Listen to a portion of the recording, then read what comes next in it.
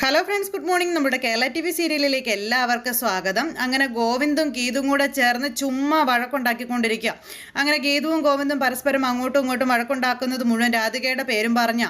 അപ്പോൾ അങ്ങനെ വഴക്കുണ്ടാക്കി നമ്മുടെ ഗീതു അങ്ങ് പോയി കഴിഞ്ഞപ്പോൾ ഇവൾക്ക് വട്ട് തന്നെയായിരിക്കും എന്ന് വിചാരിക്കുകയാണ് നമ്മുടെ ഗോവിന്ദൻ. അപ്പോൾ അത് കഴിഞ്ഞ് പിന്നെ കാണിക്കുന്നത് നമ്മുടെ ഗീതുവിൻ്റെ ഫോണിലേക്ക് കിഷോർ വിളിച്ചു. അപ്പോൾ കോൾ എടുക്കാതിരുന്നു ഇത്രയും നേരം. അത് കഴിഞ്ഞ് കോൾ എടുത്തു കിഷോർ. കോൾ എടുക്കാതിരിക്കുന്നത് മാന്യതയല്ല എന്ന് എനിക്ക് അറിയാവുന്നത് കൊണ്ടാണ് ഇപ്പോൾ ഞാൻ കോൾ അറ്റൻഡ് ചെയ്തതെന്ന് ഗീതു അന്നേരം അവിടെ നിന്ന് ഇങ്ങനെ പറയാം കിഷോറിനോട്. ഞാൻ നിന്നെപ്പോലെ പെരുമാറിയാൽ നമ്മൾ തമ്മിൽ പിന്നെ എന്താ വ്യത്യാസം എന്നുള്ള കാര്യമൊക്കെ ചോദിച്ചേ. പറ, എന്തിനാ നീ എന്നെ വിളിച്ചതെന്ന് ചോദിച്ചു കഴിഞ്ഞപ്പം അത് പിന്നെ മാഡം അത് ഞാൻ അയച്ച പ്രൊജക്ട് റിപ്പോർട്ട് കണ്ടിരുന്നോ എന്ന് ചോദിച്ചു. അത് സ്റ്റാഫല്ല വിളിച്ച് ചോദിക്കേണ്ടത്, അതിനൊരു പ്രോപ്പർ ചാനൽ ഉണ്ടെന്നും കാര്യം പറഞ്ഞുകൊണ്ട് ഇവനെ ശരിക്കെടുത്തിട്ട് കൊടയുക. നിങ്ങളുടെ ഹെഡ് അപർണികയ്ക്ക് അത് കൊടുക്കുക, സംശയം അവരോട് പറയുക, ചോദിക്കുക. അപർണിക അത് എനിക്ക് റിപ്പോർട്ട് ചെയ്തോളും, അതാണ് റൂട്ട്, മനസ്സിലായോ എന്ന് ഗീതു ചോദിച്ചപ്പോൾ കിഷോർ ഇങ്ങനെ നിൽക്കുക. അപ്പോൾ ഞാൻ നിങ്ങളൊരു റിപ്പോർട്ട് ആവശ്യപ്പെട്ടാൽ അത് നിങ്ങൾ നേരിട്ട് എനിക്ക് തന്നെ നൽകണമെന്ന് പറഞ്ഞു. ഇതുവരെ വർക്ക് ചെയ്തിരുന്ന എല്ലാ കമ്പനിയിലും ഞാൻ CIക്ക് നേരിട്ടാണ് റിപ്പോർട്ട് ചെയ്തിരുന്നതെന്ന് പറയുകയാണ് നമ്മുടെ കിഷോർ. മേഡത്തിന് കമ്പനി കാര്യങ്ങളിൽ എക്സ്പീരിയൻസ് ഇല്ലാത്തത് കൊണ്ട് ഇതേക്കുറിച്ചൊന്നും അറിയാൻ കഴിയില്ല എന്ന് പറഞ്ഞു കിഷോർ കളിയാക്കിക്കൊണ്ട്. അപ്പോൾ ഈ ഒരു കാര്യത്തെപ്പറ്റി ഇവൻ ഇങ്ങനെ പറഞ്ഞു കഴിഞ്ഞപ്പോൾ ഗീതു ഒരു നിമിഷം അന്ന് അവൻ ചെയ്ത കാര്യങ്ങളെല്ലാം ഇങ്ങനെ ആലോചിക്കാം. മേഡത്തിന് ആകെ അറിയാവുന്നത് ഫുഡ് ഡെലിവറിയെക്കുറിച്ചുള്ള എക്സ്പീരിയൻസ് ആണെന്നും കമ്പനി കാര്യങ്ങളിൽ അതല്ല വേണ്ടതെന്നൊക്കെ പറഞ്ഞുകൊണ്ടുള്ള ഡയലോഗുകളൊക്കെ വന്നു കഴിഞ്ഞപ്പോഴത്തേക്കും സ്റ്റോപ്പ് ഇറ്റ് എന്നും പറഞ്ഞുകൊണ്ട് നമ്മുടെ ഗീതു അങ്ങ് അലമുറയിട്ടില്ലേ. നിൻ്റെ എക്സ്പീരിയൻസ് എന്നെ കൊണ്ട് നീ പറയിപ്പിക്കരുത്. മുൻകാല പരിചയത്തിൽ എനിക്കറിയാവുന്നതേ പണത്തിന് വേണ്ടി സ്വന്തം കാമുകയെ മറ്റൊരുത്തിന് വിട്ടുകൊടുത്തിട്ട് പോയ ചതിയൻ്റെ എക്സ്പീരിയൻസ് ആണെന്ന് പറഞ്ഞുകൊണ്ട് ഇവനെ എടുത്തിട്ട് വലിച്ചു കീറിയില്ലേ നമ്മുടെ ഗീതു. വിൽക്കുന്ന പ്രോപ്പർട്ടിക്ക് അർഹിക്കുന്ന മൂല്യം പോലും ഇടാൻ അറിയാത്ത നീയാണോ എന്നെ കമ്പനിക്കാരും പഠിപ്പിക്കാൻ വന്നിരിക്കുന്നത്? നീ ആരാടാന്ന് ചോദിച്ചു.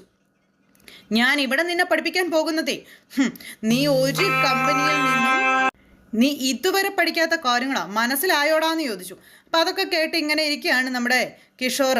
AGM എൻ്റെ സ്ഥാപനമാണെന്നും അവിടെ ഞാൻ പറയുന്നതേ നടക്കൂ, സംശയമുണ്ടെന്ന് നിനക്ക്, അത് നീ അനുസരിക്കണം, അതേ സംഭവ്യമാവുകയുള്ളൂ എന്ന് പറഞ്ഞുകൊണ്ട് നമ്മുടെ ഗീതു ഫോൺ അങ്ങ് കട്ട് ചെയ്തു. കലിപ്പ് കയറി ഇങ്ങനെ നിൽക്കുക. ഇതെല്ലാം കഴിഞ്ഞ് പിന്നെ കാണിക്കുന്നത് കിഷോർ അപർണികയുടെ മുന്നിൽ കിടന്ന് ഷോ കാണിക്കുക. ഇത്രയും അഹങ്കാരം ഒരു പെണ്ണിനും പാടില്ലെന്നും പറഞ്ഞു. അപ്പോൾ എന്നെയാണ് ഉദ്ദേശിച്ചത് അപർണിക അല്ല, തൻ്റെ ഫ്രണ്ടല്ലേ എൻ്റെ ബോസ് എന്ന് പറയുന്നവൾ, ആ ഗീതാഞ്ജലി മേഡം, അവളെക്കുറിച്ചാണെന്ന് പറഞ്ഞു. ഞാൻ കൊടുത്ത പ്രൊജക്ട് റിപ്പോർട്ടിനെ കുറിച്ച് അറിയാതെ ഒന്ന് വിളിച്ചു പോയി. അതിനെന്തൊക്കെയാണ് അവരെന്നോട് പറഞ്ഞതെന്ന് ചോദിച്ചു. അത് കേട്ടപ്പോൾ കിച്ചു എന്തിനാ അവളെ നേരിട്ട് വിളിക്കാൻ പോയത്? വിവരങ്ങളെല്ലാം എൻ്റെ കയ്യിലേക്ക് തന്നാൽ പോരായിരുന്നു, ഞാനത് അവൾക്ക് സെൻഡ് ചെയ്യില്ലായിരുന്നു ചോദിച്ചപ്പോൾ കിച്ചുവിന് എന്തെങ്കിലും പറയാനുണ്ടെങ്കിൽ അത് എന്നോട് പറയാം, ഞാനേ അവളോട് സംസാരിക്കേണ്ടത്, അതാണ് അവർക്ക് ഇഷ്ടം എന്നൊക്കെ പറഞ്ഞപ്പോൾ ഇങ്ങനെ ദേഷ്യപ്പെട്ടിരിക്കുമോ കിഷോർ. ഇക്കാര്യം ഞാൻ നേരത്തെ പറഞ്ഞിട്ടുള്ളതല്ലേ, എന്നിട്ട് എന്തിനാ ഓവർ സ്മാർട്ട് ആക്കാൻ നോക്കിയതെന്നൊക്കെ ചോദിച്ചു കഴിഞ്ഞപ്പോഴേക്കും അപ്പോൾ ശരിക്കും ഞാൻ നിൻ്റെ ഒരു സ്റ്റാഫാ അല്ലേ എന്ന് കിച്ചു ചോദിക്കുക അപർണികയോട്. അത് കേട്ടപ്പോൾ അതെ, അങ്ങനെയെങ്കിൽ അങ്ങനെ. കമ്പനി ഫോർമാലിറ്റിയിൽ കിച്ചുവിൻ്റെ ഹെഡ് ഞാനാ, എൻ്റെ ഹെഡ് ഗീതാഞ്ജലിയും, ഗീതാഞ്ജലിയുടെ head Govind sir. Husband and wife റിലേഷൻഷിപ്പൊക്കെ വീട്ടിൽ. ഞാനിപ്പോൾ AGM IT സൊല്യൂഷനിൽ ഏത് നിലയിലുള്ള സ്റ്റാഫാണെന്ന് കിച്ചു ചോദിച്ചപ്പോൾ ഏറ്റവും താഴെ തട്ടിൽ. കിച്ചു ഏറ്റവും താഴത്തെ ലെവൽ തന്നെയാണെന്ന് പറഞ്ഞ് ഇവർ തമ്മിൽ അതിനെപ്പറ്റി അങ്ങോട്ടും ഇങ്ങോട്ടും സംസാരിച്ചു. കയ്യിലിരിപ്പ് കൊണ്ട് വരുത്തി വെച്ച കാര്യങ്ങളെല്ലാം അങ്ങനെ തന്നെ ഇരിക്കട്ടെ.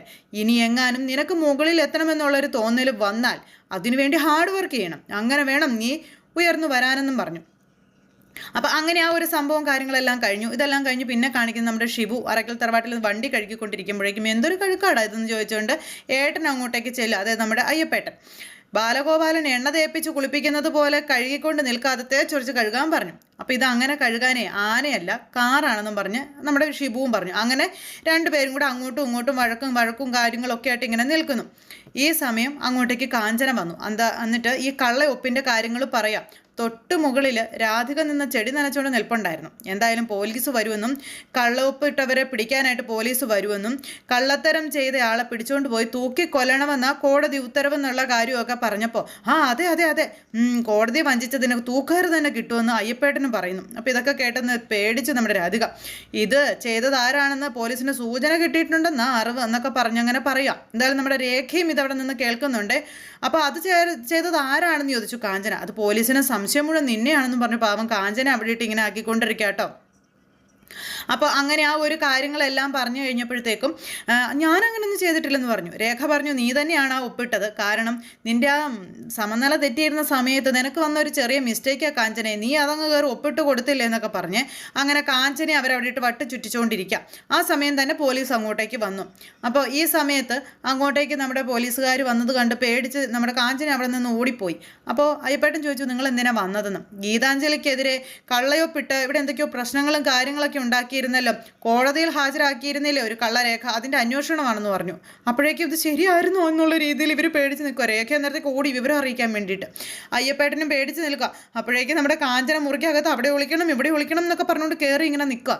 ചെന്ന് കയറി ഒളിച്ചത് രാധികയുടെ റൂമിൽ.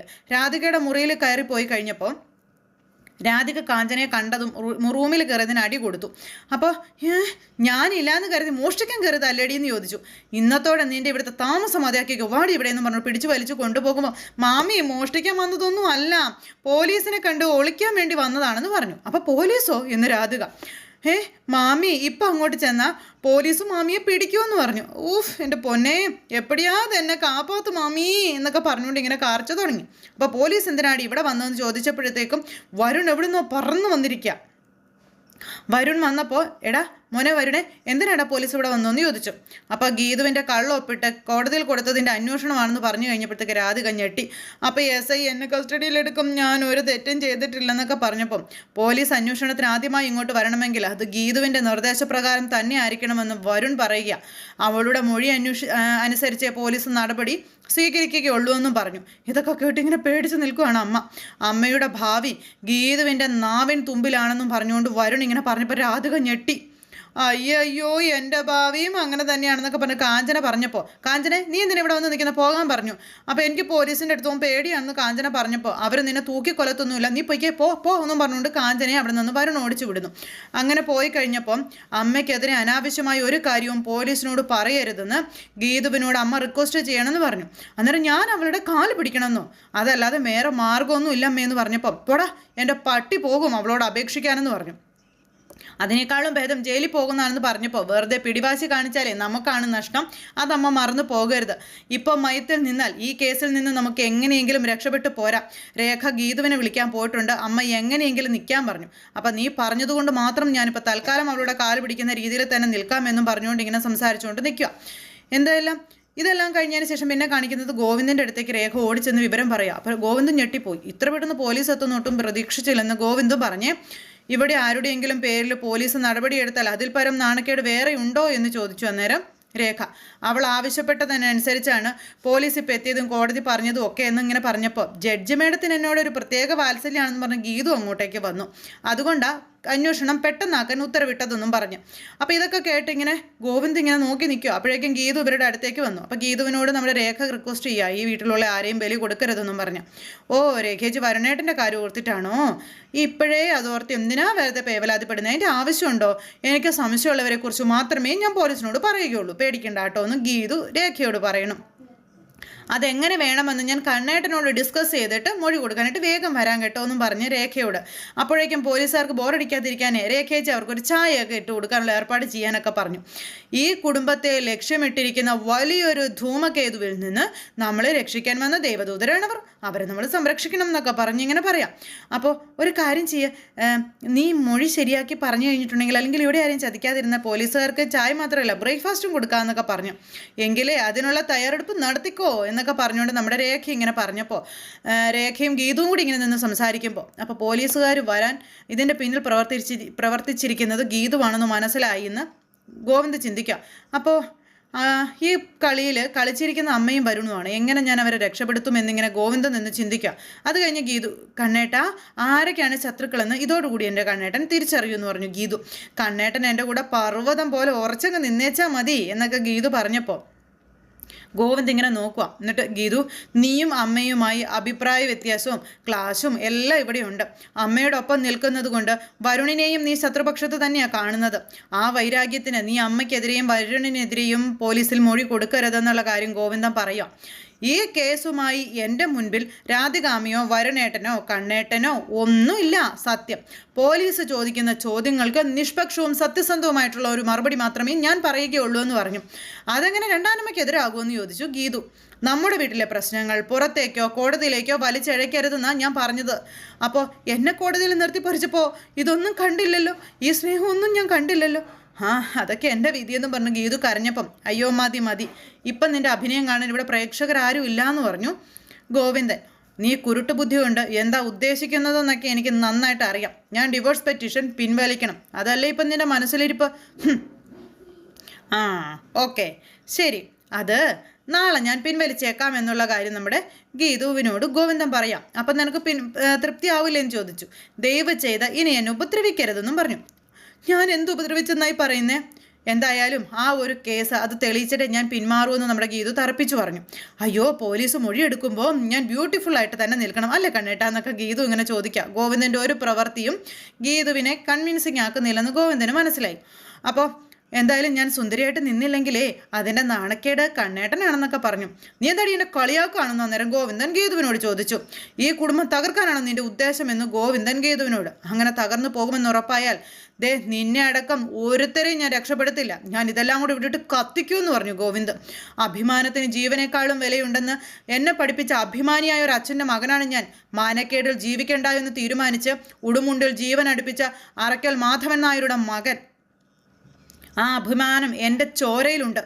എനിക്കെതിരെ മൊഴി കൊടുത്ത് ഈ കുടുംബത്തെ നീ അപമാനിക്കാൻ ശ്രമിച്ചാൽ എന്നെ നീ പേടിക്കണ്ട, പക്ഷേ എന്നിലോടുന്ന അറക്കൽ മാധവൻ നായരുടെ ചോരയെ നീ പേടിച്ചിരിക്കണമെന്ന് ഗീതുവിനോട് ഗോവിന്ദൻ തർപ്പിച്ചു പറഞ്ഞു. അതും പറഞ്ഞു ഗോവിന്ദൻ അവിടെ നിന്ന് പോയി. ഗീതു ഇങ്ങനെ ആകതായിട്ടിരിക്കുക. ഗോവിന്ദൻ എന്നിട്ട് അങ്ങോട്ടും ഇങ്ങോട്ടും ഇങ്ങനെ തേരാപ്പാര നടക്കുക കേട്ടോ. ഈ സമയത്ത് രാധിക റൂമിലേക്ക് വരുന്നു. അപ്പോൾ നമ്മുടെ ഗോവിന്ദനെ കണ്ടിട്ട് ഇവർ വന്നതിനെ പറ്റിയുള്ള കാര്യങ്ങളെപ്പറ്റിയൊക്കെ പറയാം. അപ്പോൾ DYSPനെയൊക്കെ വിളിച്ചു. കോടതി ഉത്തരവ് അന്വേഷണമായതുകൊണ്ട് അവർക്ക് ഇടപെടാൻ കഴിയില്ലെന്ന് പറഞ്ഞെന്നുള്ള കാര്യം പറഞ്ഞു. അപ്പോൾ അതുകൊണ്ടാണ് ഞാൻ ആരെയും വിളിക്കാത്തതെന്ന് ഗോവിന്ദൻ അമ്മയോട് പറയാം. മിനിസ്റ്ററുടെ ഓഫീസുമായിട്ട് നീ ഒന്ന് കോണ്ടാക്ട് ചെയ്താലോ? അപ്പോൾ ഇങ്ങനൊരു ആവശ്യത്തിന് ഞാൻ എങ്ങനെയാണ് അമ്മേ അവരെ ഒന്ന് വിളിക്കുന്നത്? അതുമാത്രമല്ല, ഇങ്ങനെയുള്ള കാര്യങ്ങളിൽ രാഷ്ട്രീയക്കാരൊന്നും ഇടപെടില്ലെന്നുള്ള കാര്യങ്ങളും പറഞ്ഞു ഗോവിന്ദൻ. ഗീതുവിൻ്റെ ഇപ്പോഴത്തെ രീതി വെച്ച് നമ്മളെ ആര് വേണമെങ്കിലും അവൾ പ്രതിസ്ഥാനത്തേക്ക് ചൂണ്ടിക്കാണിക്കുമെന്ന് പറഞ്ഞു. അപ്പോൾ അമ്മ അങ്ങനെ ചെയ്തിട്ടില്ലല്ലോ, അമ്മ പിന്നെ എന്തിനാ പേടിക്കുന്നതെന്ന് ഗോവിന്ദൻ ചോദിക്കാം. അപ്പം അങ്ങനെ എങ്ങനെ സംഭവിച്ചാൽ മാധവേട്ടനെ പോലെ എൻ്റെ ജീവിതവും ഞാൻ ലോക്കപ്പിൽ അവസാനിപ്പിക്കുമെന്ന് പറഞ്ഞുകൊണ്ട് രാധിക ഇങ്ങനെ ഗോവിന്ദനെ അങ്ങോട്ട് വല്ലാണ്ട് വരിഞ്ഞു മുറുക്കുക. അപ്പോൾ കഴിഞ്ഞു പോയ കാര്യങ്ങൾ, അന്ന് സംഭവിച്ച ഓരോ കാര്യങ്ങളും നിറവയറുമായിട്ട് നിന്ന രാധികയും അങ്ങനെയൊക്കെയുള്ള കാര്യങ്ങൾ നമ്മുടെ ഗോവിന്ദൻ ഇങ്ങനെ മനസ്സുകൊണ്ട് ഓർത്തിട്ട് ഇനി ഒരിക്കലും അതുപോലൊരു ദുരന്തം ഈ കുടുംബത്തിൽ സംഭവിക്കില്ലമ്മേ, അങ്ങനെ ഒരു അപമാനം ഉണ്ടാക്കാൻ ഞാൻ സമ്മതിക്കില്ലെന്ന് നമ്മുടെ ഗോവിന്ദൻ പറഞ്ഞു. അപ്പോഴത്തേക്ക് രാധിക നിന്ന് കരയുക. അതിനുവേണ്ടി നമുക്ക് ഗീതുവിൻ്റെ മുന്നിൽ തോറ്റു കൊടുക്കേണ്ടി വരുമെന്നുള്ള കാര്യം രാധിക പറയണു. മുൻകൂർ ജാമ്യം എടുക്കുന്നതാണ്, അതോർക്കണം. നീ അവളോട് അപേക്ഷിക്കുകയൊന്നും വേണ്ട, ഞാൻ പോയി അവളുടെ കാല് പിടിച്ചോളാം, ഡിവോഴ്സ് കേസ് പിൻവലിക്കും എന്ന് ഉറപ്പും കൊടുത്തോളാം. അപ്പോൾ അതുകൊണ്ടൊന്നും അവളുടെ മനസ്സ് മാറില്ലമ്മേ. ഇതെല്ലാം ഞാൻ അവളോട് പറഞ്ഞതാ, പക്ഷേ സമ്മതിച്ച് തന്നില്ല അവളുടെ നിലപാടിൽ തന്നെ ഉറച്ചു നിൽക്കുകയാണെന്ന് പറഞ്ഞു ഗോവിന്ദൻ. നീ കൊടുത്ത ഡിവോഴ്സ് കേസ് പിൻവലിക്കാൻ എന്തിനാ ഗീതുവിൻ്റെ സമ്മതം എന്ന് രാധിക ചോദിക്കുക. നീ അത് പിൻവലിക്കുന്നതോടെ ഇപ്പോഴുള്ള കോടതി ഉത്തരവിൻ്റെയും വ്യാജ സമ്മതപത്രത്തിൻ്റെയും ഒക്കെ പ്രസക്തി ഇല്ലാതാവുകയല്ലേ മോനെ? അന്വേഷണത്തിൽ നിന്ന് നമുക്ക് രക്ഷപ്പെടുകയും ചെയ്തൂടെ എന്നൊക്കെ ചോദിച്ചുകൊണ്ട് അമ്മ മകനോട് ഓരോ ബുദ്ധികൾ ഉപദേശിച്ചു കൊടുക്കുന്നു. അപ്പോൾ അമ്മ പറഞ്ഞ കാര്യങ്ങളെല്ലാം കേട്ട് ഗോവിന്ദൻ അത് വിശ്വസിച്ച് ഇങ്ങനെ അവിടെ നിൽക്കുക. എന്തായാലും ഗീതുവിൻ്റെ ജീവിതത്തിൽ ഇനി ഡിവോഴ്സോ അല്ലെങ്കിൽ കോടതിയോ പ്രശ്നങ്ങളോ ഒന്നും ഉണ്ടാകില്ല എന്നുള്ളൊരു ഉറപ്പ് അത് ഗീതുവിന് കിട്ടിക്കഴിഞ്ഞിട്ടുണ്ടെങ്കിൽ ഗീതു പിന്നെ എന്തിനാണ് കേസുമായിട്ട് മുന്നോട്ട് പോകുന്നത് എന്നൊക്കെയുള്ള കാര്യങ്ങൾ അമ്മയും മകനും കൂടി അവിടെ നിന്നിങ്ങനെ സംസാരിച്ചുകൊണ്ട് നിൽക്കുന്നു. അപ്പോൾ അങ്ങനെ ഗീതുവിൻ്റെ ഈ ഒരു പ്രവൃത്തി കൊണ്ട് രാധിക ശരിക്കും പേടിച്ച് വിറച്ചു പോയിട്ടുണ്ട്. രാധികയുടെ കാര്യം കട്ട പുകയാകുമെന്നുള്ള കാര്യം രാധികയ്ക്ക് നന്നായിട്ട് അറിയാം. അതുകൊണ്ട് തന്നെ രാധിക മാക്സിമം ഗോവിന്ദനെ ഒന്നും അറിയിക്കാതെ ഗോവിന്ദനിലൂടെ കാര്യങ്ങൾ നടത്തിയെടുക്കാനുള്ള പരിശ്രമങ്ങളും കാര്യങ്ങളും ഒക്കെ നടത്തുന്നെടുത്ത് ഇന്നത്തെ നമ്മുടെ കഥ അവസാനിച്ചു. എന്തായാലും പുതുപുത്തൻ വിശേഷങ്ങളുമായി നമുക്ക് വീണ്ടും കാണാം. എല്ലാവർക്കും നല്ലൊരു ദിവസം ആശംസിക്കുകയാണ്. എല്ലാവരുടെയും സപ്പോർട്ടിനും സ്നേഹത്തിനും ഒത്തിരി നന്ദി അറിയിക്കുന്നു. സൂപ്പർ ഹിറ്റ് കഥയുമായി കാണുന്നത് വരെ എല്ലാവർക്കും നന്ദി. See again. Take care. Bye by.